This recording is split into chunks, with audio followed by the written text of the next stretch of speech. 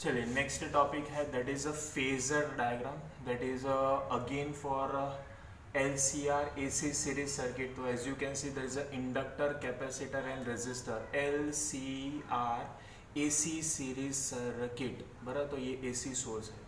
Again the voltage is V equal to Vm sin omega t and current equation is I equal to Im sin omega t plus phi आया. Now plus phi that means यहाँ पर ये जो current है वो थोड़ा सा lead कर रहा है.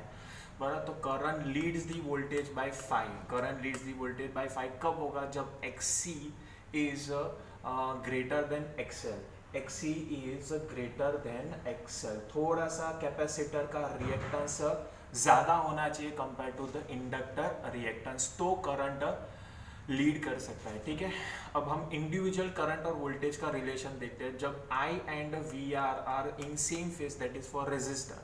For inductor I lags behind the V by pi by 2. For capacitor I leads VC यानी voltage of capacitor by pi by 2. Resistor होगा तो सेम फेज में, इंडक्टर होगा तो करंट लैग करेगा पाई बाई 2 के वोल्टेज से, कैपेसिटर होगा तो करंट लीड करेगा voltage of capacitor by pi by 2. Done. चलिए तो अब फेजर डायग्राम देख लेते हैं, यही इंपॉर्टेंट है. ये पहला डायग्राम देखो तो करंट और वी आर सेम फेज में है, making an angle of omega T plus five. उसके पीछे लैग हो रहा है तो वोल्टेज ऑफ कैपेसिटर, उसके आगे लीड कर रहा है तो that is voltage of inductor. Current के टर्म्स में हमने लिखा था तो कैपेसिटर का करंट लीड करेगा तो वोल्टेज लैग करेगा. तो ये वोल्टेज के टर्म्स में हमने ग्राफ किया है. तो वी आर और आई सेम फेज में, वीसी का करंट, वीसी वोल्टेज होगा वो लैग करेगा और वीएल करंट वोल्टेज होगा वो लीड करेगा. तो वीएल लीड करता है बाय 90, वीसी लैग करेगा by 90 with respect to current. तो ये पहला कॉमन डायग्राम आपको क्लियर हो गया. और जैसे आप देख सकते हो कि VC का लेंथ जो है वो ज़्यादा है कंपेयर टू VL, मतलब magnitude of VC is greater then VL. तो डिफरेंस आ जाएगा VC प्लस, एक्चुअली तो हम माइनस करते हैं लेकिन मैग्नीट्यूड के टर्म्स में लिखे तो यहाँ पर VC प्लस VL है, लेकिन वो डायरेक्शन अपोजिट था ना. तो मान लीजिए ये 8 का लेंथ होगा और ये 2 का लेंथ होगा तो रिजल्टेंट 6 का बन जाएगा. तो ये रिजल्टेंट लेंथ तो छोटा आ गया. तो ये VC VL का रिजल्टेंट और ये VR का रिजल्टेंट, तो इन दोनों का जो फाइनल रिजल्टेंट वेक्टर होगा ये V वेक्टर. बराबर, तो ये VC प्लस VL है तो इसको भी आप VC प्लस VL कर दो. तो यहाँ पर आप देखिए VC माइनस VL लिख लिया, ठीक है, यानी इन दोनों का रिजल्टेंट. तो ये VC माइनस VL, ये VR है, तो इन दोनों का रिजल्टेंट ये फाइनल V वेक्टर हो जाएगा for LCR AC series circuit which makes an angle omega T. और इन दोनों के बीच में जो है दैट इज फाई.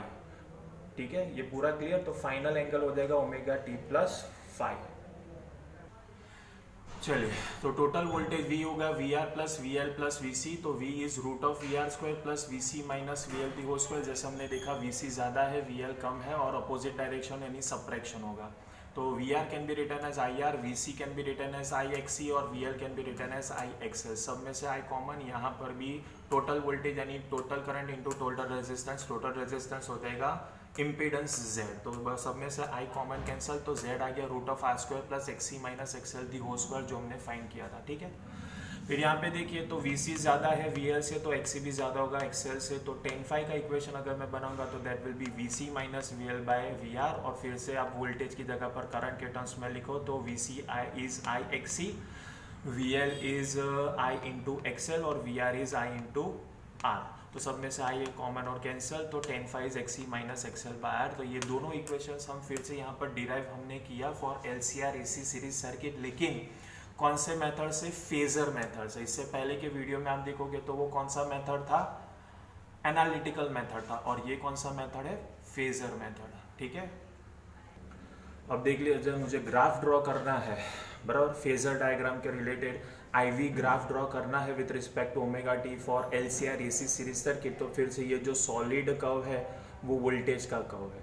देखा आपको, ये सॉलिड कर्व वो वोल्टेज का कर्व है और डॉटेड लाइन है वो करंट का लाइन है. फिर से करंट का मैग्नीट्यूड वोल्टेज के मैग्नीट्यूड से कम होगा because IM is VM by Z.